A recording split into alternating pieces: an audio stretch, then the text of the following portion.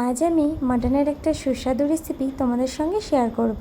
তার জন্য মাটনগুলোকে ধুয়ে নেব আর এদিকে মিক্সিতে কাঁচা লঙ্কা, আদা, জিরে, পেঁয়াজ, রসুন পেস্ট করে নেব। তারপর মাটনের মধ্যে এক এক করে নুন, হলুদ, লঙ্কার গুঁড়ো, 2 চামচ মতো টক দই, পেস্ট করে রাখা মশলা, সর্ষের তেল দিয়ে মাটনটাকে ভালো করে মেখে 1 ঘন্টা মতো রেস্টে রেখে দেব। তারপর কড়াই গরম হয়ে গেলে সর্ষের তেল দিয়ে গোটা গরম মশলা দিয়ে দেবো।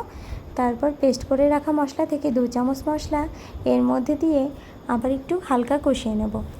তারপর যে হয়ে যাবে হালকা কষানো, তারপর আমি মেখে রাখা মাটন দিয়ে আবার নাড়াচাড়া করে আধা ঘন্টা 1 ঘন্টা মতো কষিয়ে নেব।